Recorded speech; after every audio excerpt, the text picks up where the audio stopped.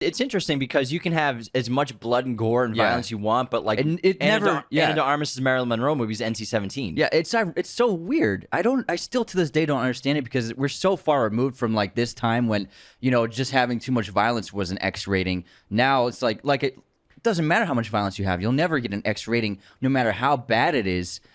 I mean, I've seen the most disturbing shit ever in my life. I mean, Hostel, dude. Yeah, Hostel. Like, I mean, and some stuff in modern movies too, like more recent ones, like really disturbing stuff. But like, they'll never get the X rating. But you show the wrong kind of nudity, some genitalia. You say the F word more than once, and then you can't have the R rating. It's so weird. It's also really interesting with tone as well, because remember Joker. Todd Phillips movie, The Joaquin Phoenix, that almost got an NC-17 rating, and people were like, it almost got an X rating. I think, because I remember that. And he kills 2 people. Obviously, it's terrible. 3 people, it's terrible. He shouldn't. You don't want to glorify that. Yeah. But compared to other movies that come out, John every Wick year, kills 100 dudes. like John Wick, no problem, rated shooting R. people right in the face. But they almost got an NC-17 X rating for Joker just because of the tone of the movie, which is really odd. Whereas the John Wick has a fun tone, so. It's Keanu, bruh. Yeah. It's so bizarre. You're right. The tone absolutely plays into it.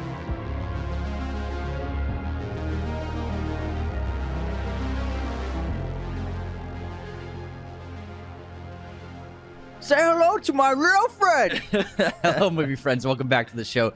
James and I are very happy to be here. We just saw it was your idea. You were just like, let's do Scarface. Yeah, like, why not? I want to do something cool, something that everyone's seen so many times and loves. And we grew up seeing this movie a dozen times. Watched a lot when we were kids. Watched all the time when we were kids. And this is just like an iconic movie from the 80s, American crime dramas, thrillers. This is top tier for sure. Gangster movie. It's such a loved gangster movie. And I hadn't seen it in years, and just like it hit me, I'm thinking about new episodes to do. I'm like, let's just do Scarface. We all love it. We all had posters of this when we were 15 years old in our bedrooms and our dorm rooms. It has to be up there for top selling posters of all time. Absolutely. It has to be. Absolutely. Because it's got one, you know? And whereas other movies, if they're super popular, they'll have a couple of posters. Commercial posters by the but studio. Scarface, it's the black and white, split, super contrasty, with him like holding the gun. yin-yang. Yeah. That was the poster, and we saw that everywhere you went. Friends' houses, dorm rooms, college campuses, like everywhere. The boys love Scarface. Scarface, you can't deny how influential it was on popular culture, not only just for movies and gangster movies, but also like Grand Theft Auto. It's Scarface. Like Scarface inspired Grand Theft Auto. Well, And especially Vice City. Yeah. GTA 3, which is a huge game. Yeah, but I'm talking just like the idea of the concept of the game. It was heavily inspired by Scarface, But especially GTA 3 because that was like the first Miami. it was like a big like RPG kind of game, open world game. The other ones weren't like those are like 2D yeah. computer. I'm pretty sure. I know. I think they were. Were they? Yeah, we had them. I remember playing We had GTA them- the we had first them on one PlayStation. at my buddy's house. No, we had them at PlayStation. I mean at my friend's house when I was Yeah. like 11. It was 2D. yeah, but it's like those wouldn't have existed if it I mean wasn't like for- above high. Oh yeah. Oh, I got you. Oh, Like I from got- the sky down, like an old bird's eye view. an old Game Boy game or something like that. Really? Is that how they were? I'm pretty sure. Oh, so Grand Theft Auto 3 was like the big one. That's what I mean. It was like that set the stage going forward. Oh, I got you. But like it's so heavily inspired by Scarface, and that was such a big cultural phenomenon, GTA, and it drew from Scarface because Scarface was itself a huge cultural phenomenon. The 80s were a weird time for movies. I feel like there's so many great movies that never get talked about anymore or seen anymore. De Palma's work especially, Brian De Palma, I think is one of the best American directors of all time. Extremely underrated, and he made a lot of great movies in the 80s, like Dress to Kill, he did Carrie, he did the first Mission Impossible movie, Blowout with Travolta, which I really love. He made a lot of really incredible films in this era. He's very infrequently talked about, and I think that he's definitely one of the best American filmmakers of the last few decades. I agree. I love the guy's work. Yeah. It's so awesome. And directed by Brian De Palma, obviously written by Oliver Stone. And the screenplay is obviously based on the original movie in film from 1932 that was written by Howard Hawks, who also directed the original, and Ben Hecht. They did that 1932 screenplay. Scarface on IMDb is an 8.3. It's listed at number 107 on IMDb all-time user rating list. So we can talk about if this is really one of the best movies ever made. Rotten Tomatoes has it at 81% critic score, 93% audience score. With a budget of $25 million, this movie grossed $65 million worldwide, but I can only imagine how many hundreds of millions of dollars it's made since then off DVD purchases, VHS, poster sales. This movie is probably still making a couple $1 million a year for the studio. Do you know what studio it was? Let me check. Because I'm surprised. Oh, it's Universal. I'm surprised they haven't redone it. I'm shocked They almost haven't. did. So a couple years ago, Luca Guadagnino was attached to direct a remake of Scarface with a script written by the Coen brothers, but it just fell out. So it was something that was in development for about a decade, and they almost got it made. If someone's gonna do it, I mean, that's a great team to do it. Yeah. I mean, I would trust them with it, but I wouldn't trust anyone else, honestly. Because this is a movie you really don't ever want to see remade again, even though it's a remake. But it's such a great. It's so different from the original. It might be one of the best. Completely It might be different. the best remake of all time because of how different it is. Yeah, that's actually a great point. You could definitely call it the best remake of all time. Arguably, because they took the original idea, but they kept the same themes of American greed and the American dream, but also the failure of the American dream. And it's just it's a classic American gangster movie, but now it's infused with the 80s culture, the 80s Miami culture. We have a Cuban immigrant, Antonio Montana, coming to America with a dream of success and wealth, and achieves it, but then loses everything. So it's kind of just a new version of the classic American gangster movie. And this is like an era, this is a time, because De Palma, he did not care what people thought of his movies. He was going to put as much sex and gore and violence and just pulpiness into his movies. And he was like, this is what I do. These are the kinds of movies I make. He never compromised. And he put that into this film. This is his most wildly successful film. Mission Impossible 1 is very successful, but I feel like it's not on the same caliber as this in terms of its success. So he has two very popular movies, but what I love about his style, and if you watch his other films, he's great at horror, and he's great at just super pulpy violence, and just that synthy music suits his style of filmmaking so well. No one else could have done it like he did in this film. In the way he likes to visualize his stories and direct his films.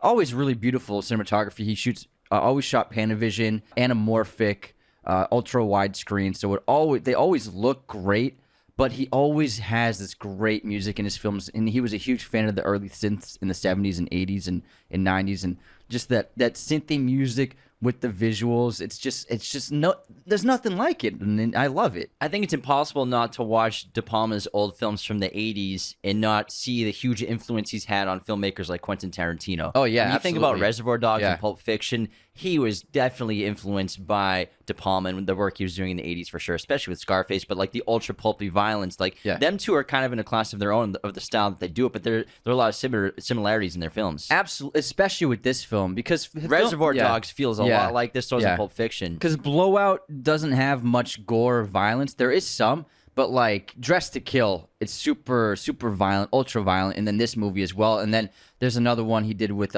called Sisters, which is super violent as well. And I think that Tarantino definitely viewed De Palma as one of his favorite filmmakers growing up. He has to have, because not just the violence, but the style of the filmmaking. Like I said, anamorphic, Panavision. If you look at the framing and how it's shot, it feels like early Tarantino movies that he was making in the 90s. And the thing with them is their films, they're considered ultra violent, but when you watch Reservoir Dogs or this, there isn't a lot of actually violent scenes it's just they're so moving. They're so raw and emotional visceral. that you remember them forever, and you just you connect them with the movies whenever you think about them. There are really not that many ultra violent scenes in this movie. Same thing with Reservoir Dogs or Pulp Fiction. It's just they're so memorable and unique. And the worst scene in this one is the chainsaw sequence, which is insane, but you don't even see it happening. You see De Palma cuts away, and you just see the blood splatter on his face, on Tony's face in the bathroom with the shower curtain. And he's not showing someone hacking into someone's limbs, and it's not like it's torture porn from the 2000s and super gory. Yes, there's plenty of gore in this film and plenty of killing, but that's, I think, the most powerful act of violence in the movie, and you don't even see it because it's Pacino's reaction. And Tony, he's so great because Tony's a very strong guy, but even he can't even look at this, and he's just struggling to keep a straight face, and he's just covered in sweat as his friend's about to be hacked to pieces with the chainsaw, and also it being a long take build up with the long camera take. just makes you feel like, yo, you're really there in that bathroom. There with them. is a pretty gory shot though when a chainsaw is going against his skull for a couple seconds. Yeah, that a is couple pretty of gory frames, for the 80s. Yeah. You know what I mean? Because this movie was almost rated X. The MPAA really was struggling to give him an R rating because De Palma was going for it. And so De Palma submitted the film to the MPAA, who gave it an X rating originally. He then made some cuts and resubmitted it a second time. Again, the film was given an X rating. One of the reasons apparently being that Octavio the Clown was shot too many times. He yet again made some further cuts and submitted it a third time. Yet again was given an X rating. It's not like children are going to see this movie.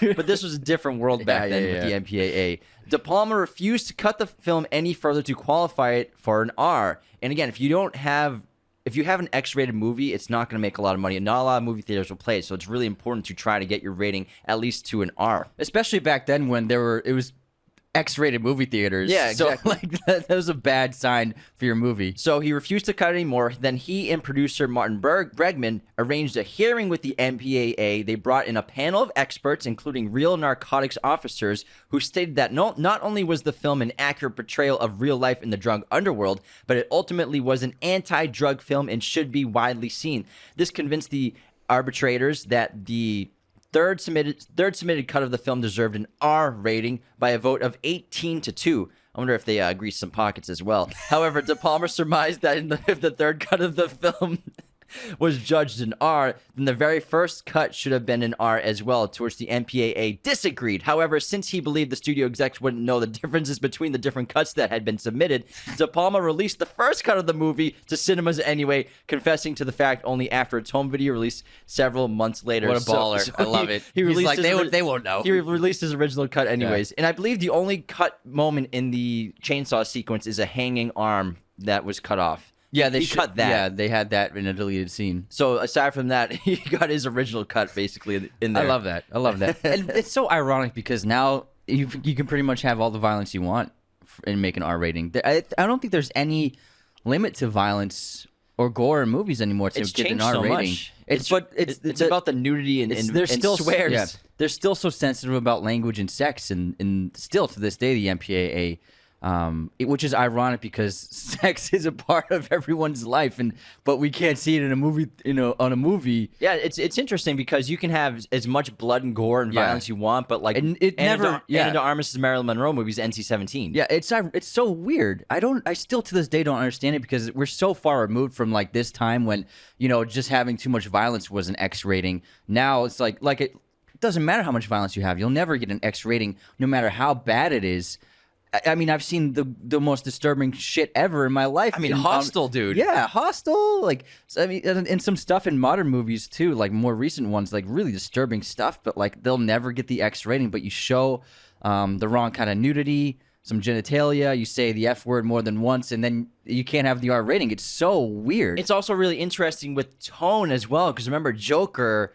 Todd Phillips movie, The Joaquin Phoenix, that almost got an NC-17 rating, and people were like, it almost got an X rating. I think, because I remember that. And he kills 2 people. Obviously, it's terrible. 3 people, it's terrible. He shouldn't. You don't want to glorify that. Yeah. But compared to other movies that come out, John Wick year, kills 100 dudes. Like John Wick, no problem, rated shooting R. people right in the face. But they almost got an NC-17 X rating for Joker just because of the tone of the movie, which is really odd. Whereas the John Wick has a fun tone, so.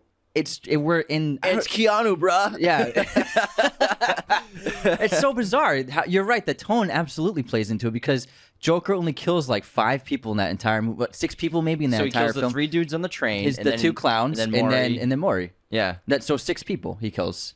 Compared to John Wick. John Wick kills 6 people a minute. Jinx. That's slow for him. That's a slow Monday. He kills 6 people while he's reloading his gun. With a pencil. With a pencil. Yeah, there's probably going to be some F-bombs in this episode because Who's it is editing Scarface. This one? You are. Oh, man, I'm going to have to mark all these. I feel like you never even take the swears out. Well, no, so what happens is I mark them, but then I miss a couple. Then you forget them. I miss a couple. I'll cut out a few. You got to color the marker something different. I do green. You do green? I do a green marker for swears. And then what for clips? Red. Red? Yeah. I do the opposite. It's color coordinated. I do red because it's emergency. Stop. That's fun. That's some little editing talking shop. But back to Scarface. This movie's so well made. But Yeah. do you think it's one of the best movies of all time? And because 107, that's a best movie of all time, being that high up on that list because of the tens and thousands, hundreds of thousands of movies made of forever. Do you think it's deserved? It's aptly rated at 107. No. So I don't think it's De Palma's best movie. I think that I would put Blowout and Mission Impossible over this film for his filmography. Easy. 1996 Mission Impossible Yeah, is amazing. it's so good. And I told you after I watched this the other day, you watched it the day before, but the next day I told you, I was like, I feel like growing up and maturing is realizing that Scarface isn't the masterpiece you thought it was as a teenager. As a kid, I thought it was like the best movie ever. For real, yeah. But it always had such great word of mouth amongst young people and like older people, like our brothers and friends, like, oh, Scarface is the best. And just like seeing the posters on everyone's walls, and everyone like would post it on like their MySpace. There'd be like a Scarface post. It was legendary. It has a legendary status in films communities, and I don't think it is as much anymore. I don't think the younger generations are into the movie, but when we were growing up, Scarface was like is up there. I'm sure 10 years ago is probably in the top like 80, top 50 on IMDb. Yeah, It's just probably. been pushed out with all these new films coming out. I doubt it's getting watched very often nowadays, like it used to. But when we were kids, like Scarface was one of the movies that was like it had that status of being like one of the best ever, and we watched it a ton. We watched it a lot, and I always loved it. I thought it was so cool. It's pretty toxic, but as an adult and after like maturing in our tastes and in filmmaking and just as a human being, you realize like the movie is awesome, especially the first 40 minutes. It's unbelievable. But the second half gets a little slow, and kind of third act is it has the great shootout, but that's basically the entire third act. Is just like you're just waiting for the shootout to happen. So it does meander a little bit, especially within it's I think overly long. It's 2 hours 42 minutes. And so after 2 hours, it's kind of just like a slog until the finale. So as an adult and after seeing so many movies now, I could never rank it as high as it is on IMDb. I'd still give it like an 8 out of 10, and I adore it, like an 8.5 out of 10, and I adore the movie. I love it, but I wouldn't put it in like my top 200. It's actually still pretty popular. So IMDb, in addition to have their user ratings, they have the trending popularity for besides actors. They have it also for movies. This is 181. Oh, that's great. So that's still a pretty popular movie, and it's probably still watched pretty often. But I'm talking younger generations. I guarantee on Letterboxd you won't even see it. Yeah, see where you can find a score for Letterboxd. I love this movie so much, but do I put it at 107 of all time or top 110? I don't know if I do, because like same reasons. It does slog a little after in the second act, getting into the third act, and it gets a little slow at points. But overall, I'll put it in top 200. I think I'd probably do that. In American cinema, probably top 150 for sure. But I mean, this list includes all international films as well. For American crime films, this is top tier for sure. But if you put it against another modern, more contemporary gangster movie, so something like American Gangster, where would you rate it against that film? For gangster movies? Yeah. Oh, it's definitely like top 10 for sure. No, but American Gangster versus Scarface. Oh, like the movie American Gangster? Yeah, the movie American Gangster. I'd say I think American Gangster is all around a better movie, but I think I enjoy watching Scarface more. Yeah, I think so too. Yeah. And I think American Gangster might even be longer, because those are two I found it on similar Letterboxd. epics. All right, what's Sorry. Letterboxd? So it only has 29,000 reviews on Letterboxd. To put that into perspective, a movie that came out this year, Thor: Love and Thunder, has 150,000 reviews. Oh, geez. So it's not getting viewed by younger people. Yeah, so this is a movie that might just like slowly like lose popularity the next couple of Like years. the movie next Ty 10 West years. movie X has 3 times as many reviews as Scarface. Wow, it's a So lot. yeah, it's definitely not getting watched by younger people. Which is too bad, because I know it's like Anthony said, it is a toxic movie, and we have a movie about Cuban immigrants, and there's really only one Cuban in the entire movie. Yeah. Played by the character Manny. Manny is played by what's his name? Sorry, Stephen Bauer. He's the only real life Cuban in the principal cast. Pacino, Mary Elizabeth Mastrononio, and Robert Loggia are Italian American. All Italians. Miriam Colon, who plays Mama. Tony's mom. Mama Montana. I just blanked so bad. She's actually Puerto Rican, and she's actually only 4 years older than Al Pacino in real life, which is interesting. F. Murray Abraham, whose character is of unspecified Latino descent, is Syrian American and Italian American. Angel Salazar, who plays Chi-Chi, is Cuban American. Bauer and Salazar were often consulted by their co-stars and director Brian De Palma for advice on Cuban attitudes and culture. So this was still an era where, you know, an Italian actor can play a Cuban character in a film, and it's Al Pacino. He's a superstar. He's one of the best actors of all time. So this is something that was more accepted back in the 80s. But today, an Italian or a white actor playing a Hispanic character is not something that you can't do anymore. And also, Italian filmmakers often worked with a lot of mainly Italians, cast and crew. So composers, crew, actors, oftentimes mostly Italian, even though they're Americans, still Italian-Americans. Because there were still, like, you know, cultures and communities still kind of segregated themselves in some ways back then in the 60s and 70s in a lot of ways. Like in neighborhoods, there's, you know, Italian neighborhood, Irish neighborhood, whatever. So I think also... Those just started integrating in Boston like the last 10 years. No, it's been longer than that. Earlier than that, yeah. But that's what it was like. And Italians kind of stuck together in a lot of ways. The Irish all stuck together. Yeah, the Irish stuck together. Yeah, it's the same thing. Yeah. Now, I think this movie is just still so well made. Cinematography is on point. Production design is great. This film was barely filmed in Miami, actually, because they were worried that because of the nature of the film and that Cuban Americans or Cuban immigrants that were living in Miami and Florida would come and protest the film. It's kind of similar to Lorraine Bracco's character on Sopranos, where, you know, a lot of Italian Americans think that these gangster movies that come out about Italians, like Al Capone or glorifying like movies like Goodfellas, give Italian Americans a bad name and a bad reputation. The same thing was happening with Cuban Americans because of a movie like Scarface. That's why the mob didn't want The Godfather to be made. Yeah. That's why the mob were fighting against it, because even though the mob were criminals, they weren't happy with how movies, especially gangster movies in the 40s, it was just like crazy Italians with machine guns. Yeah. Like, that's what it was. They didn't understand that Godfather was a much more nuanced movie about, you know, family relationships. But that's why the mob didn't want Godfather to be made, because they were sick of the Italian stereotypes of basically ruining the perception of the Italian communities in each city.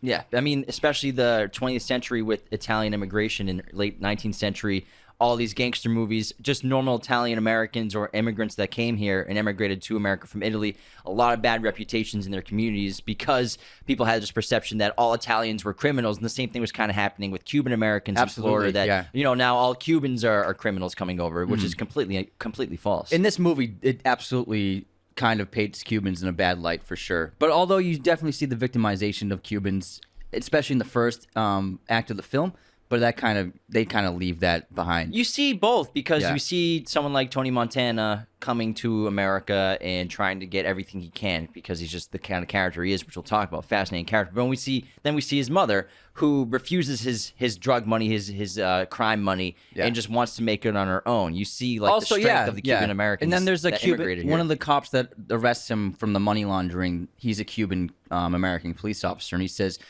you make real Cubans sick to be Cuban. Exactly. Yeah. So it happens with a lot of movies. It is what it is. It's entertainment, but you know, it happened to Italians, Americans, it happened to Cuban Americans, it's happened to all kinds of people who have emigrated here. Yeah. But, you know, this movie is still in all time. And actually, did you know Steven Spielberg directed a shot in Scarface? Yeah, I read that because he and De Palma grew up making movies together. Yeah, they're buds. Yeah. And so he was there on set for one of the days that they were filming the final blowout, the shootout at the compound. And the shot where the guy uses the grappling hook to get onto Tony Montana's little terrace in his office, that shot of him throwing the grappling hook up from the low angle is directed by Steven Spielberg. It's awesome. I love it. It's so cool that like when Spielberg was friends with so many other great filmmakers, and he would just like visit their sets and vice versa, but to just visit like the Scarface set during that sequence is cool. Yeah, I love Scarface because the mood it sets, the tone, the atmosphere that De Palma created. I love the music. The Universal logo with the Scarface theme in the beginning is iconic as hell. Yeah. I posted a TikTok video of me just watching the movie, but I just filmed the TV screen with the opening logo with the synthesizer Scarface theme. And I said, can you guess what this is? And about 75 to 80% of the people guessed it correctly, being Scarface. But some of the comments were like, what do you, they're like, ridiculous. Someone wrote, every movie starts with that Universal logo. I'm like, listen to the music. Oh my God. But it's iconic because as soon as you hear those synths coming in and the themes, I love just the ultraviolence in this movie, the set design. I love the painted backgrounds that are on a lot of sets, especially the ones in the offices. The sunset ones. Yeah. The palm trees with the sunset. It's part of the movie. It's a legendary set. But he directs it so well. Like after they get out of the refugee camp and they're working at that food stand, De Palma sets that scene up first with just a frame of that billboard of the beautiful beach sunset, and then he pulls the camera back to reveal them working in a sweaty little food stand, and they're just like struggling to get by. Genius shot. Yeah, and he incorporates that so much, and you see these silhouettes, painted silhouettes of beaches and basically paradise, which represent paradise, success, freedom. And you see that theme like in so many ways. And also Tony wears that iconic red shirt with the palm trees on it. So that image is always prevalent throughout the entire film. Exactly. And this movie, it's a lot deeper than you think. It's not just about this guy coming to be a drug lord and get as much money as he can and kill people. It's the 1980s. There was an era of excess, intense spending, and glorification of violence and sex and drugs, and the drug scene in America was going crazy because of obviously this film, the drugs coming from Central America, and there's great political themes in this movie as well, where it's talking about how like the United States government claims themselves to be a victim of this drug cartel, even though they're buying the drugs and selling it on the streets. That's such a lie. So that's a great part of the film where that journalist is going around on TV, and he's basically giving the details about everything that's going on, exposing the fraud and the corruption, and that's why Alejandro and the other cartel members and the sugar guys, like they're trying to get that guy taken up because he's exposing what's happening and the great irony of the United States government basically doing it to themselves. The war on drugs was always a scam by the American government. For decades. It was terrible. Yeah. Not to get political. Tony Montana, played by Al Pacino, it's got to be one of the most legendary performances of all time, even though obviously he's not of Cuban descent. And his accent isn't perfect, and he hardly speaks any Spanish. He only speaks one line of Spanish. But still, Pacino's presence, I think, is unparalleled in a lot of ways, and the movie really is... It hinges on the shoulders of his performance, and Pacino has just always commanded the screen in such a magnetic way, unlike so many other actors. And this is a role that I'm sure a lot of actors wanted, and he was probably the hottest actor in Hollywood at the time. Probably really was hungry to make this role happen. He pulled it off, and just being a kid watching him, I remember just being completely transfixed by him. Not because of what he was doing and stuff, but just even as a young person, you can understand the performance for something like this and seeing how like incredible this guy on screen is. And like whenever I would see a Pacino movie as a kid, or even especially this one, I was just like eyes glued to him and just completely fascinated and awestruck by watching him on screen. Antonio Montana is such a great character. He's like one of the ultimate anti-heroes in film history and American crime cinema. I love the character so much. Just his opening scene with talking to the immigration officers is just so fascinating. You can see how confident he is. You can see how charismatic he is. He's clearly got a very high IQ as well. And he speaks great English, which is why he's able to, get to Freedom Town, and eventually they do that hit to get their green cards. And just the mystery of who is this guy? What's his background? Has he been to prison? They see the tattoo on his hand, which shows that he probably was in prison at one time. But I love the concept of how he's just fleeing from Cuba. And that great line, he says, "There's nothing you can do to me that Castro has not already done." And he talks about how his father was, I'm pretty sure, he says his father was American. Yeah, he said he's a Yankee. He was a Yankee, and he taught him English and showed him old Humphrey Bogart movies and stuff like that. And it's ironic because he becomes his father in a lot of ways, where he eventually completely abandons his family by the end of the film and destroys his life, just like his father abandoned him and his family. Yeah, and Tony's he's such an amazing character because in every situation he gets the upper hand, and he's a great manipulator, and he's also a great strategist. And his rise to power is because of how confident he is and how intelligent he is. Like after the drug deal goes wrong with the chainsaw scene in the hotel room, and he ends up with both the drugs and the money, which is a win-win for Frank. rather than giving everything to F. Murray Abraham's character, rather than giving the money and the drugs to Omar to give to Frank, he's like, no, F you, I'm giving it to Frank personally. So he's like, that's the first step where he takes, where it's like, this is a situation where I can prove to this big guy I've never met before, but I'm the guy who did this. I deserve to be in the same room as you. Like chess playing, he's doing every step along the way in his rise to power. Like an average guy who would have been pulling that job would have just let Omar take the money and the drugs and give it to Frank, so Frank wouldn't even know who did the job and so successfully. But Tony's like, I'm going to show him who I am, and he's going to know I did this for him. It's so interesting, the relationship between him and Frank, because he looks up to Frank so much, and he feels so honored to meet him. He tells him it's like a great honor to meet you. And then he basically just steals Frank's life. Yeah. But makes it even bigger. And the thing with Frank is he's obviously a criminal, but he knows what he's doing as a smart guy because he never goes too far with his greed. And he warns Tony, like the first night they're together, he says, don't underestimate the other guy's greed. And he also told Tony that the people who seek too much greed and want too much, they're the ones who don't last in this business. Yeah. They either get killed That was his warning. or get arrested. And this is like basically before Tony starts to take over his empire by making that deal with Alejandro behind his back down in Bolivia. And so, or is it Colombia? No, it's Bolivia. Sosa was Bolivia. In Bolivia, yeah. Bolivia. And basically, he just takes his life. He takes over his empire. He takes over his business. He gets Elvira, Frank's wife, at the same time as well. So it's really interesting to see how he's just basically stolen Frank's life, pushed it to the limit, and then just loses everything. The first act might seem like it's glorifying everything, but I mean, by the end of the film, the guy loses everything. He kills his best friend. He destroys his sister. He causes the woman he loves to escape. And he loses all of his wealth and power as quickly as he got it. So it's definitely a great film to show. It's not glorifying this kind of lifestyle at all, because it ends up worse than probably any other gangster in movie history. Yeah, it shows you that this lifestyle destroys your life. Yeah, absolutely. Do you think that Tony actually loved Elvira?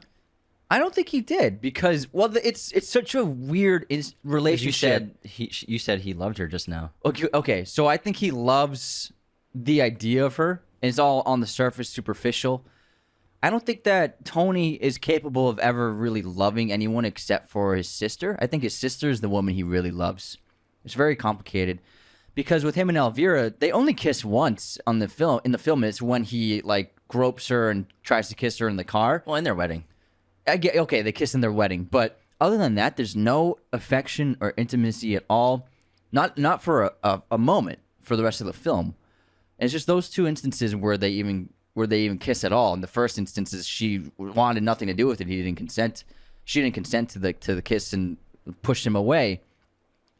And I would say one of the biggest flaws of the movie is the depiction of Elvira, of not really understanding her motivations for why she went from Frank to Tony so easily.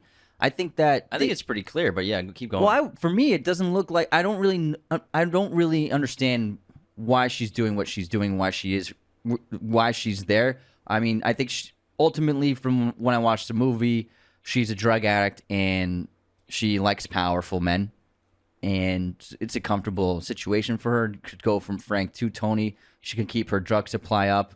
She can buy whatever she wants. But I think the movie would have been improved with more character development for Elvira, for sure. Oh, I agree. Yeah, she's a very limited character. I think that's the flaw. But of that's the movie. why she goes from Frank to Tony, no problem. You know, she doesn't want to be with Tony. You can tell they don't love each other at all. That scene, it's after their marriage, and she's up doing her makeup, blowing cocaine in her vanity by herself. She looks depressed. She does not want to be there, but she's basically trapped because she was with Frank.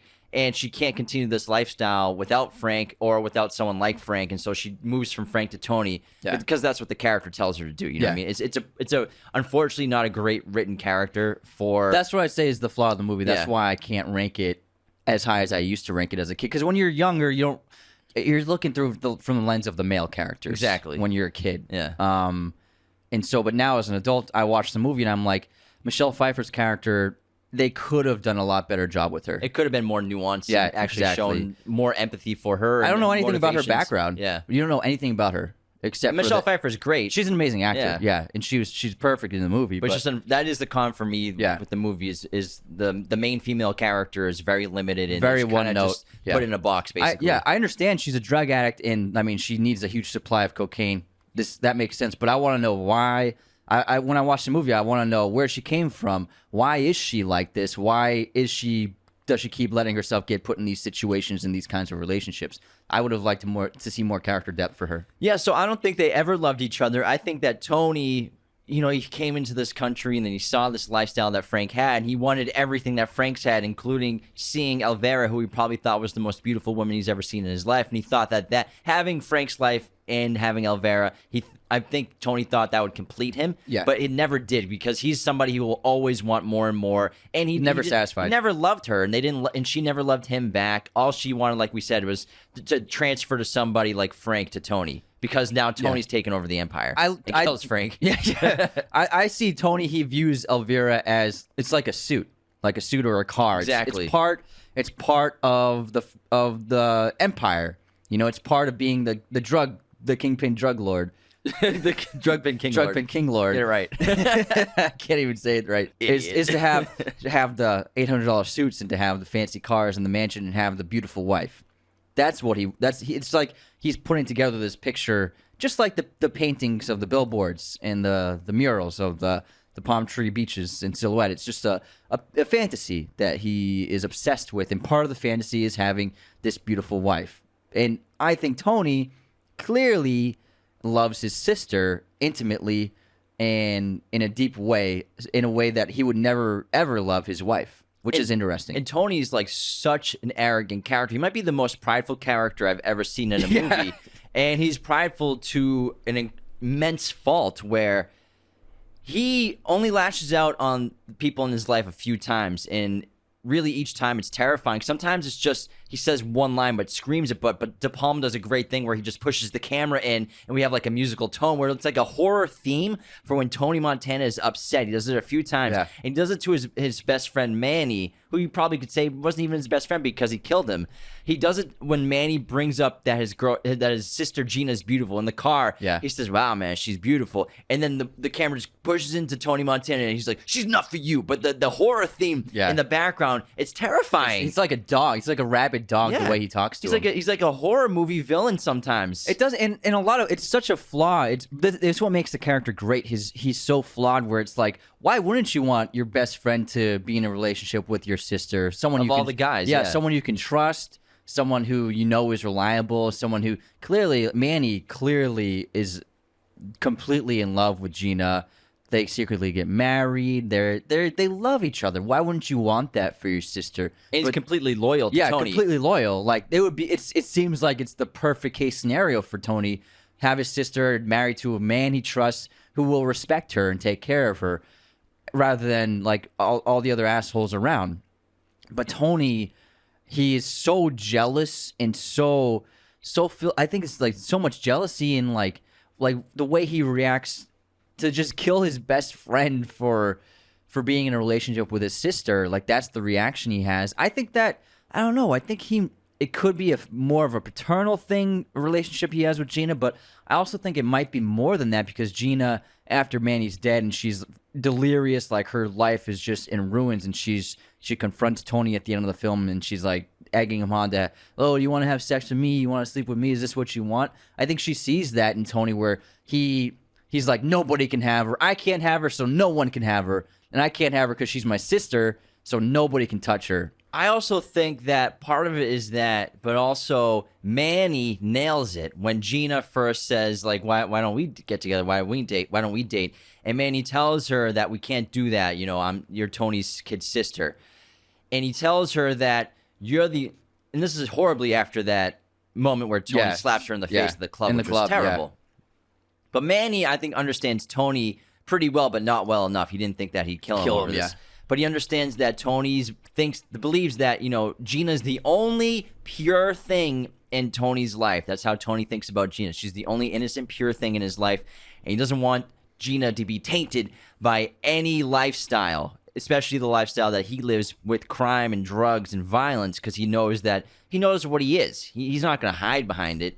but he doesn't want Gina tainted by it at all. But at the same time, no guy would have been good enough for Gina. He would have killed anyone. Any guy who came out of that door, he would have shot them right in the face. Yeah, that's the thing. Is like it doesn't matter. It doesn't matter about the lifestyle. He didn't want any man to ever be with her. Exactly, because I think he just puts Gina on a pedestal of purity and innocence because it's the only thing in his life that is like the only that. humanity he has. So left. he doesn't want anything to corrupt her at all, even a good guy. Not that Manny's a great guy. He's a killer. He's a killer. Yeah, he's a murderer. But for murderers, he's pretty good. He's pretty nice. He's pretty cool. Great jawline. Well, oh no, he's kind of misogynistic. Yeah, he's actually a pretty a shitty guy. Terrible guy. He's a terrible guy. He's horrible. You're right. I think the actor's very charming, so he kind of. That's probably what it is. He is a horrible guy. He's a terrible guy. But what I mean, he literally sticks his tongue out to a woman he just met. Yeah, you're right. You're right. Manny's terrible. But it seems like any guy, if it was a normal great guy, it seems like Gina changes him. Yeah, it seems like we don't get. I would have liked to see more of them as well. I think that's also something that could have improved the movie. Is seeing a couple of scenes with them secretly being a couple. Maybe it could have shown that Gina changed him into a better man, rather than just like looking at each other at the wedding and stuff like that. Where they're obviously having a little relationship secretly, but like show the tension of what they're doing would upset Tony so much. But they would never think that Tony would kill them because even if they did surprise him, that she said we're going to surprise you. We just got married yesterday. He probably still would have killed Manny. He would have definitely still killed Manny. There's no way he wouldn't have ever killed them because Tony is a crazy psychopath, and I love that the theme, the horror music that comes out when Tony loses his temper. Yeah, the horror synths, man, it's great. I love it. All right, how about we go to our intermission and then we'll get back to Scarface. Let's do it. Before we continue, the best way to support Raiders of the Lost podcast is to share us with your movie friends and family members. Use our coupon codes and become a patron today at patreon.com/Raiders of the Lost podcast. You can do it as little as $2 per month. Every patron has access to weekly bonus episodes. You get personalized videos, messages, and $10, $25, and $100 tier patrons have access to our Discord. It's a great film community. We interact with you all the time and have watch parties on there. $25 and $100 tier patrons get their own custom episode. You pick the topic, we cover it for you. $100 tier patrons are executive producers on the show. You hear your name at the end of every main episode. You get your own personal watch party, and after 3 months of being in that tier, you get to come on the show for a fun guest segment. Patreon allows us to do the show full time, so thank you so much for the support. You are all incredible. This episode is sponsored by our great friends at Zavi.com. Use our special promo code Raiders at Zavi.com to get up to 30% off your merchandise today. That's Zavi, ZAVVI.com, the ultimate place to get all of your franchise, collectibles, movies, Blu-rays, steelbooks, merchandise, clothing today. And for all you fans of Lord of the Rings and the Rings of Power, Zavi has a huge selection from their collection: figures, pops, posters, clothing. We have this amazing Gandalf vs. the Balrog set, as well as these collectible plaques of the Lord of the Rings franchise. Our set and home is decked out with this amazing Middle-earth merchandise for all you fans of the Middle-earth world. You have to go to Zavi.com and use our promo code Raiders to get up to 30% off your order today. That's Zavi, ZAVVI.com. Raiders of the Lost podcast is also brought to you by our friends at Manscaped.com. Use our coupon code Raiders of the Lost at checkout to get 20% off and free shipping today worldwide. Like Jerry Seinfeld. Jerry Seinfeld! What's the deal with Manscaped codes? Get your Manscaped Lawnmower 4.0! Should I do the whole ad like this? No, it hurts my ears. No, the whole ad's going to be Jerry Seinfeld. You get your Lawnmower 4.0 groomer. It's skin safe. What's the deal with the skin safe technology? It's safe to the touch. It's waterproof. You can use it in the shower, George. George, you can use it in the shower. Just don't pee in the shower. Also, get the Boxer Briefs 2.0. They're so comfortable, George Costanza.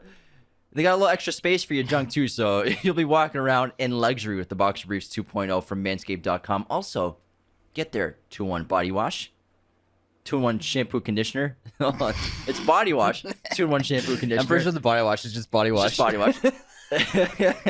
They have it's a 1-for-1 body wash. Great deodorant as well, which I love the deodorant. I'll be using their deodorant for the rest of my life. There's no bad chemicals in their stuff, especially deodorant, so that it won't irritate your skin at all. So get to Manscaped.com, Join the over 2 million men worldwide who are trusting Manscaped with their grooming needs. Use our coupon code Raiders of the Lost. You get 20% off and free shipping worldwide. Our other amazing sponsor is, of course, movieposters.com. Use our special promo code at their website to get 10% off your orders today. They have a gigantic selection of pretty much every movie and TV show imaginable in their arsenal, including Scarface posters. So if you want to get some Scarface posters, go to movieposters.com. They also have a selection of all sorts of framing, backlighting, whatever your poster needs are, they got you covered. Our set is decked out with these a bunch of great posters. We have a lot of them all over our home, in our bedrooms. We love movieposters.com, and we know you do too. So again, head on over to movieposters.com and use our promo code Raiders10 to get 10% off your order today. All right, let's get into our intermission. And we'll begin with the movie quote competition. You ready? Ready. Banks is swinging for this one. Forget weekenders and conventioneers. He's built this place for whales. It's a shoo-in for the 5 Diamond Award. The marble was handpicked in Italy. The chef stolen from the highest rated restaurants in the Michelin guidebook. In the villas, for his big players, the silverware is actually gold. Banks' greatest strength is also his weakness, ego. He's been spending his days checking and rechecking every inch of the property, getting ready for the big grand opening celebration. It's a compulsion. Ocean's 13. Yes, sir. Talking about Al Pacino's character. He's great in that. Awesome. Yeah. Awesome. Mr. Banks. Here's my quote. On any given Sunday, you're going to win or you're going to lose. The point is, can you win or lose like a man? Any given Sunday? Yes. Let's try and throw you off. Let's kind of try and make it a trick question. That was the worst trick question of all time. I thought it was decent. I guess you're just too smart, man. I'm not that smart. You're wicked smart. All right, guess this movie release year. Serpico. For the mayor. 1978. 73. Oh, damn it. Yeah, it was right after Godfathers. Okay. Wall Street. You went Al and I went Oliver. 1980. 7. 87. Very close. Very close. Greed is good, man. Greed is good. Movie pop quiz time. What movie did Al Pacino and Robin Williams star in together? Pacino and Williams. Hold on, let me think. Oh shit, I don't know. You're gonna slap yourself in the face if you don't get it.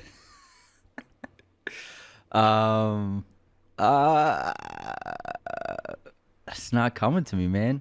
I don't know. Get ready to slap your face. Insomnia. Oh man, Rivals. I love that movie. It's great. Oh man, I'm a bonehead. We all know. They're great in that movie. Oh, god damn it. That's a good one. Stumped me, man. Thanks, man. Okay. Thanks, man. What famous war movie did Oliver Stone direct? What famous war movie? I always mix up him and Ridley Scott's war movies because it's not Black Hawk Down. Because I'm pretty sure that was Ridley. Black Hawk Down was Ridley. Yeah. Yeah. Choose wisely. Oliver Stone, famous war movie. That's a good question. Let's see if we get a good answer. Probably not. Probably not. What the hell did he direct? What the hell did he direct? I don't know. Platoon. Oh, man. Damn. What an idiot. You're not an idiot. You're wicked smart. You're wicked smart. You're an idiot. All right. We have any unsubscribes, any haters this week? Oh, yeah, we have a couple. Let me whip them up. Yeah, you whip that up. I'll read a 5-star review we got Let's hear from it. the Leafs Handsome Devil. Yeah.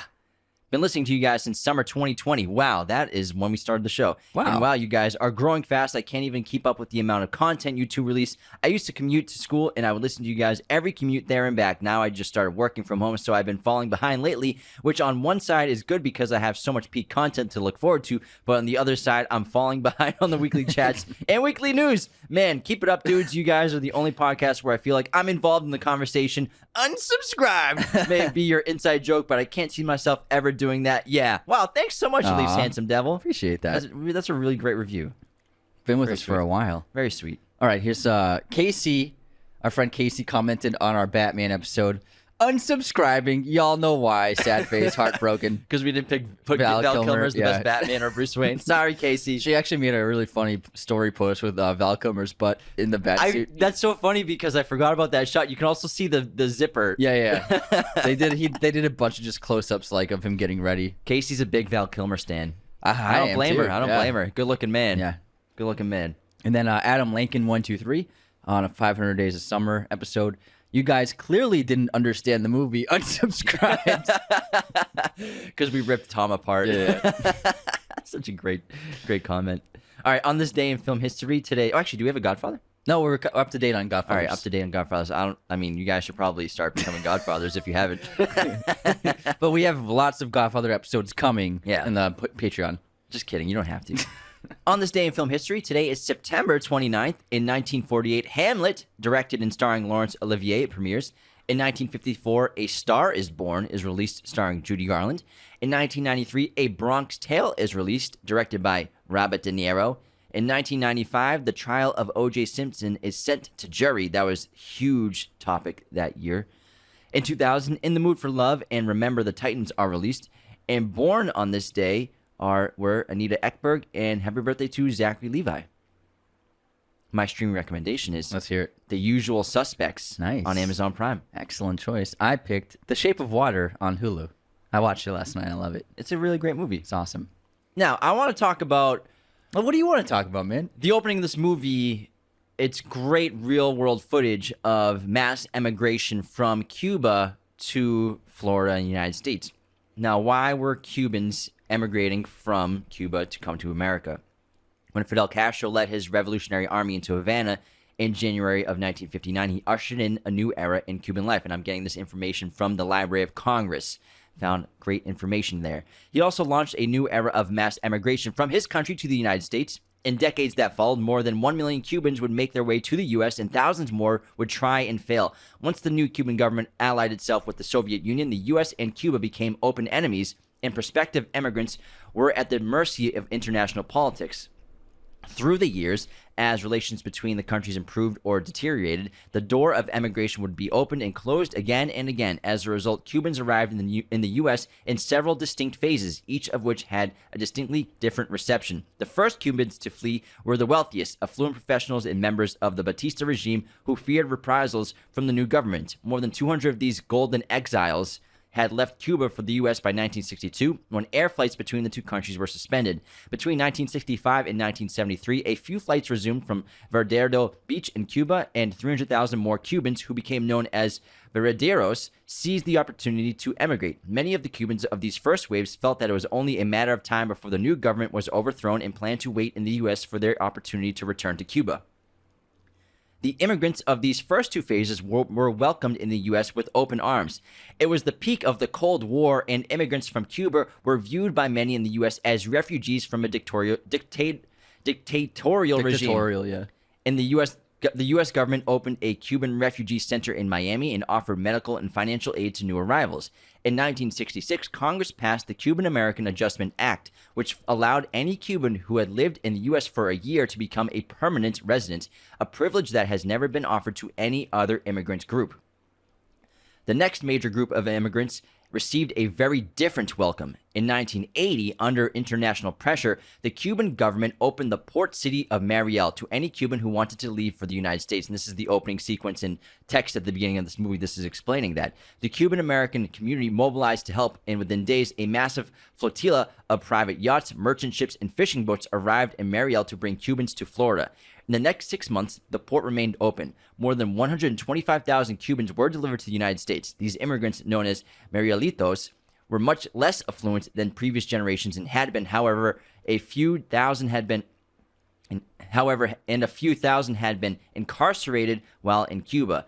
As a result, Many Marielitos were stigmatized in the U.S. as undesirable elements, and thousands were confined in temporary shelters in federal prisons, some for years. And this is similar to when Tony and Manny have to go to that Under the freeway. Freedom Town, which is clearly not a free town. It's just a makeshift camp underneath the highways. Many Cubans took even greater risks in their attempts to leave their country of Cuba. In 1980s and 90s, tens of thousands of hopeful immigrants attempted to flee by sea, chancing death by drowning, exposure, or shark attacks to make the 90-mile crossing. Many thousands rode only on flimsy, dangerous homemade vessels, including inner tubes, converted cars, cheap plywood rafts, and balsos. Hundreds of these balseros died on the journey, and both governments came under global pressure to stop the flotillas.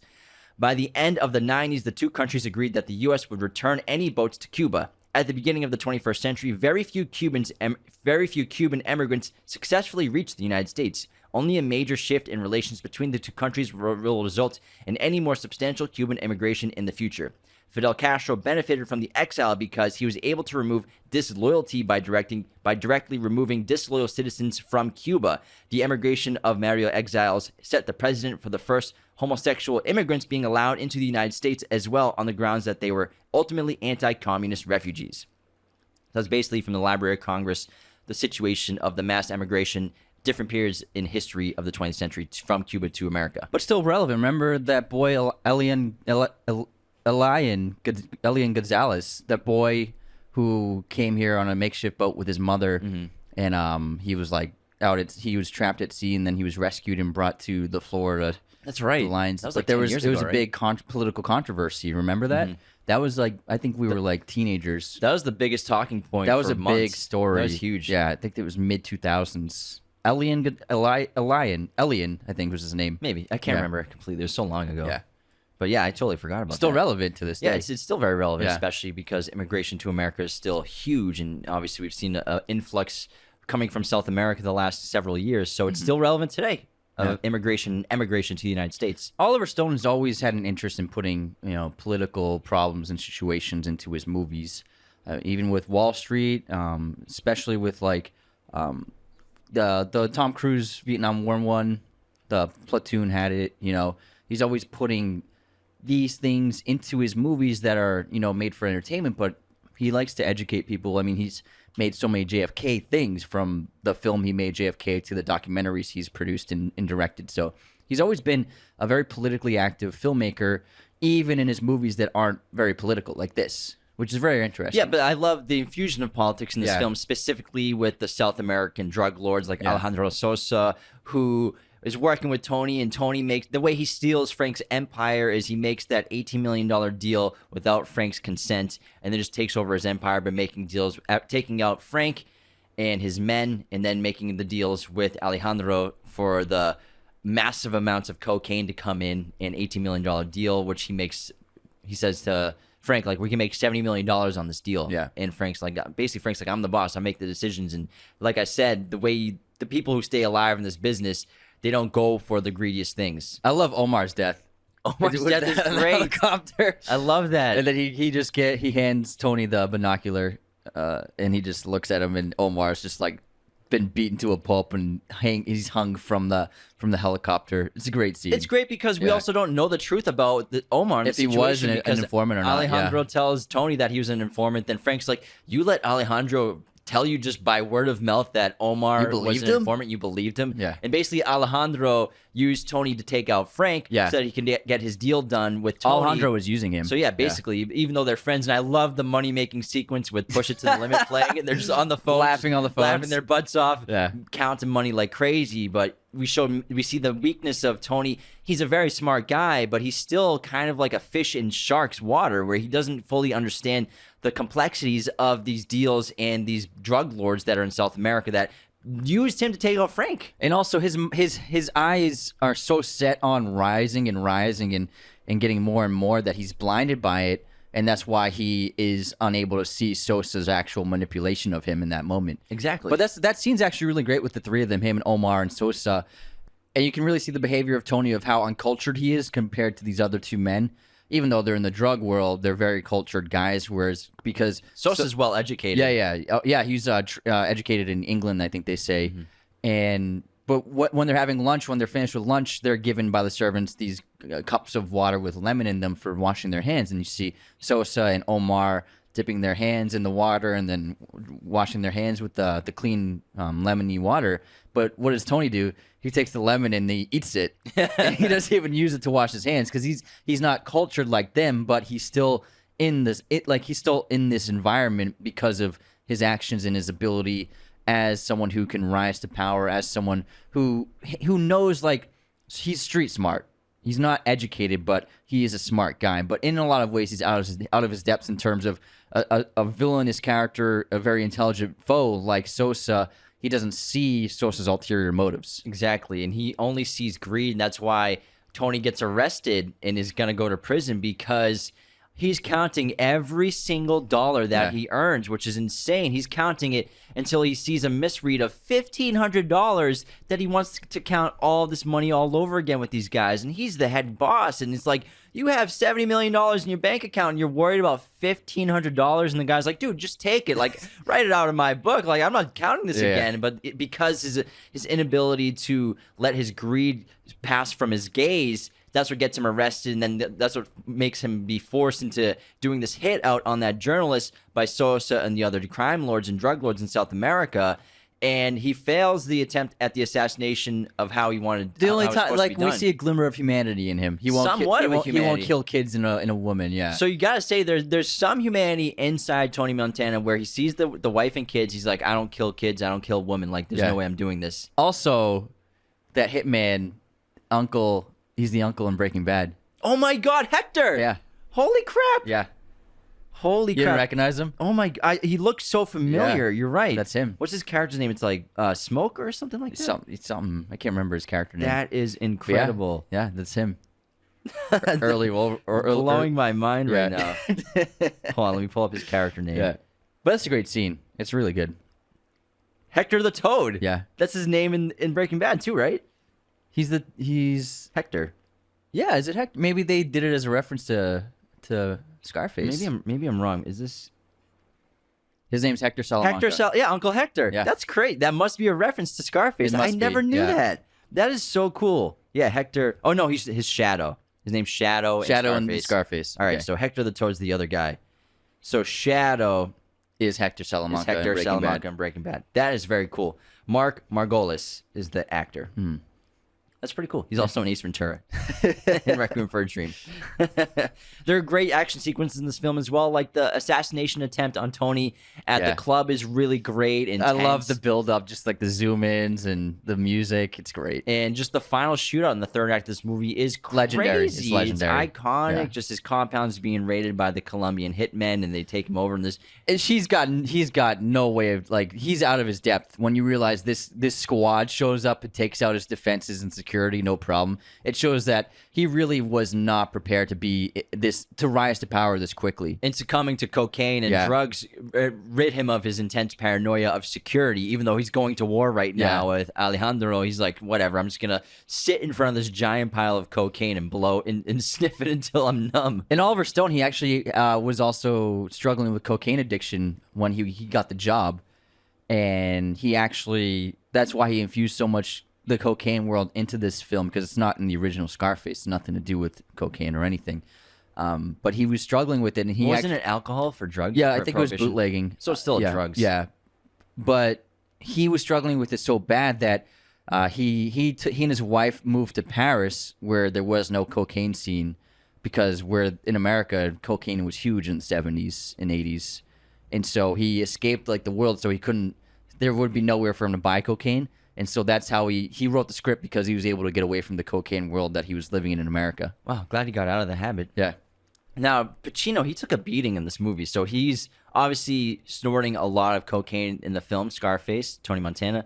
They didn't use real cocaine, obviously, although there's all sorts of rumors that Pacino was blowing real coke. I highly doubt it. Maybe a couple scenes, who knows? But he's always had that energy. Yeah, even as an old man, he has that energy. Well, we don't know what. If you're doing drugs that long, you'd be dead. I'm just kidding. We love Al. But they used powdered milk for the cocaine in this film, and Pacino said in 2015 that he's had nose issues for years. Ever since that, he still has it. So he has no idea what happened to his nose, but it's completely changed. So he's been dealing with the nose issue from this movie, specifically in 1983. He also burned his hand severely in this movie. So the sequence where Tony grabs that giant gun out of his gun closet and blows up the door and everything and starts to fight everybody. That gun, even though it's a prop gun, he burned both his hands so badly that they were stuck to the gun on set. God. So he had to take a couple weeks off because it's a prop gun, but he was holding his hand on the area where the blanks fire from. Like the ignition yeah, point. So it gets crazy hot even from a blank round. And so his hands got stuck to it with because he's holding it like that. The it looks iconic- cool, yeah, but that's not how you hold a gun. That's not how you grip it. Yeah, without a glove or something like that. So he severely burned his hands on it, and he had to take a couple weeks off from production. yeah. Damn, that sucks. There's also It looks cool though. it does look really cool. Very cool. You want to play rough? We play rough. Say hello to my little friend. So many amazing, iconic lines in this movie. That's one of them for sure. It might be the most iconic line in the movie for sure. Oh, it is. It's one of the most. It's ranked as one of the best movie lines of all time. Like Top up 100. there. Yeah, Absolutely. it's up there. There's also a real life crime that happened On or set? mystery that happened on the set of Scarface. So Tammy Lynn Lepore, who plays the blonde woman in the bikini who during the chainsaw sequence Manny is flirting with and putting his hands all over and groping, who obviously goes away from him. She disappeared on July 6th, 1983 under suspicious circumstances and has never been heard from again. While working on the movie Scarface, Lepore had a breakdown on the set while watching a violent scene. After being taken to her trailer, she expressed to a family friend her fears about alleged money laundering and people supposedly wanting to kill her. Tammy quit the film shortly after. She vanished on July 6th, 1983. Slightly over 5 months before this movie was released to movie theaters in the United States. Lepore's disappearance was featured on Unsolved Mysteries, episode 5.1 in 1992, on the 16th of September, 1992. Tammy's mother was interviewed for the segment. She died a few years later, but Tammy's sister is still searching for her. That's sad. That's terrible. Man. So it's insane. It really happened. But also on the prop guns, in order to heighten the severity of the gunfire, De Palma and the special effects coordinators created a mechanism to synchronize the gunfire with the open shutter on the cameras of the film to show the huge muzzle flash coming from the guns in the final shootout. That's great because the flash of a gun is about the same time probably as a shutter, and so that's why in so many movies you probably don't see the flash of the muzzle because it's not actually capturing that 1/24th of a second for the frame. Exactly. So that makes sense. Yeah. That's why a great idea. The gunfire looks really great in Scarface compared to a lot of other movies with gunfire. It's a great idea. And also, this movie held the record for most F-bombs in a movie for a long time, according to Family Media Guide, which monitors profanity, sexual content, and violence in movies. Scarface features 207 uses of the F-word, which works out to about 1.21 F-bombs per minute. In 2014, Martin Scorsese's doubled that with his film The Wolf of Wall Street with over 500 F-bombs thrown throughout. But there are a couple other movies that have broken the record of Scarface since then as well. Yeah. And also, Al Pacino wasn't even sure about being in this movie. According to a GQ interview, he was worried that the movie was not the right fit for him, and he was having trouble finding the right director. So he was attached before De Palma. He asked his buddy, Robert De Niro, for advice on who he could choose as a director, and De Niro suggested Brian De Palma. But then De Niro also said that if he didn't end up doing it, De Niro would have done the movie with Scorsese directing. Exactly. And the thing with Tony Montana, I think he ends up hating himself in the third act of this film. Yeah. And the scene that really showcases that is, it starts with the scene where him, Manny, and Elvira are inside his giant bedroom that has a hot tub in the center of it. And, him and Elvira, they don't get along at all, clearly. He seems unhappy with her. And him and Manny, they have a little argument, too, where he basically puts Manny in his place. But then the drunken dinner, where he's clearly at a 5-star restaurant, tuxedo, black tie restaurant, and he's drunk and belligerent. The bad guy monologue. And he basically slaps Elvira around, and she leaves. And he basically confesses, like, to himself drunkenly and to whoever will listen that. And the people around him, he's like, he's like, I hate all these people. Like, I have nothing in common with these people. And I thought, basically, he thought that it would make him happy having that much wealth and power and being in this class. But he has nothing to relate to with these people, and he's not part of them. But he sees that they're all the same. They're just like him in a lot of ways. They're taking advantage of people for wealth in some sort of way. But he's the one that does it openly. He's not hiding behind other things. But he clearly hates the class of people that he's joined. Say goodnight to the bad guy. It's the last time you see a bad guy like this. It's a great monologue. Yeah, it really is incredible. But it's a great metaphor for the film of he's realizing that he is just, even in amongst, people who are in a lot of ways taking advantage, like you said, in wealthy elites. I mean, most people, they become super wealthy taking advantage of some people in some way. But even compared to them, like, he's still like a monster. And I think that's a moment where he realizes he is like a monster, like a monstrous person. He's destroyed everything in his life. He's got his sister killed. He killed his best friend. And, I mean, he's lost everything. He's lost all of his money. He dies at the end of the film. And even though he goes out in blazing glory, guns blazing, he takes out so many dudes. And that's such a great shootout. And he gets so many bullets, and it's like Tony Montana's pride is what keeps him standing while taking 20 bullets. I'll take him. Oh, I keep going. Bring it on. It's crazy. He takes so many bullets, but he's standing because of his pride. Yeah, that's how strong his hubris is. And it takes the shotgun blast from behind him to finally do the job. But it's incredible. There's so many themes of this film as well that I love, like the concept of the world is yours. You can achieve anything. He sees it on the blimp, and then he gets it on that planet fountain that he puts in his giant, massive mansion. And I think it's incredible. But that's just like a concept that just intoxicates Tony Montana in this film is the world is mine. I can have anything I want. I can achieve anything I want. I can get anything I want. And the American dream. Mm-hmm. And also, I think that Oliver Stone, infusing in the story is the idea of how superficial and inhuman of a quest that is, and a desire it is to just take as much as you want. Nothing good comes from it. I think that's ultimately the metaphor he used for the film. The world is yours. You can have as much wealth and power and buy as many things as you want. But I think Oliver Stone clearly stated that that's not going to fulfill you in any way. It doesn't matter how much you have. Doesn't matter whatever goals you accomplish. If you don't do them with meaning and well-intentioned and with humanity, you're not going to be fulfilled in any way, shape, or form. You'll never be satisfied, and that's why Tony, he gets everything he wants. Still, it's not enough. I have so the world is the world's not enough for him, even though the world is his. Yeah. I have a bunch of great lines from this movie that I think are so memorable. So here, all I have in this world is my balls and my word. I don't break them for no one. Every dog has his day. Oh well, what's coming to you, Tony? The world, Chico, and everything in it. You don't have the guts to be what you want to be. You need people like me so you can point your effing fingers and say, that's the bad guy. Say goodnight to the bad guy. That's the bad guy. Every day above ground is a good day. What else do we got? Let's see. Hold on. I got it. The only thing in this world that gives orders is balls. He talks about his balls all the time. God. In this movie.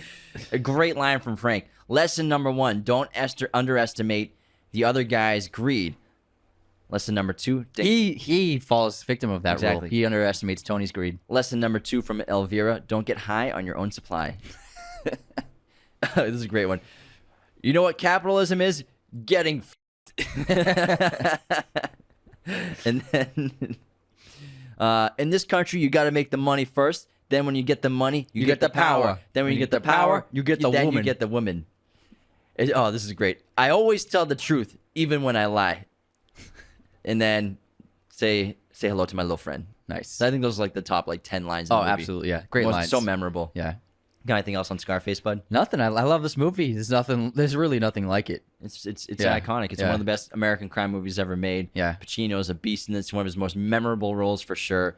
I think when people think of Pacino, Scarface might be the first movie that comes to mind. For a lot of people, yeah, I think for sure. so too. Even over The Godfather. Yeah, I think so too. Because it's for us, we watched popular. We watched Scarface when we were kids, and we didn't really watch The Godfather when we were kids. Exactly. It's really popular. I think you said it great. I think you're right with a lot of younger audiences when we were growing up, but now it's just kids today aren't super into Scarface or Pacino or old movies. Gangster movies. But when we were growing up, it was such a popular film. I think that's why it's at number 107 is still popular and still talked about. Yeah. All right, that wraps Scarface. Thanks so much for tuning in today. Become a patron for as little as $2 at patreon.com/Raiders of the Lost Podcast. Take care, everybody. Say goodnight to the bad guy. This episode of Raiders of the Lost podcast was executive produced by our chosen one patrons: Luke Exelston, Tyler McFly, Darren Singleton, Anthony DeMeo, John A. Graz, Becca Keene, Cody Moen, Benjamin Cook, Calvin Cam, and Lauren Smertz. Thank you for watching Raiders of the Lost podcast. Be sure to hit that subscribe button, hit the like button as well, notifications for sure. Listen to the show on Apple Podcasts, Spotify, everywhere you can listen to podcasts, and be sure to check out this other content we have on our YouTube channel.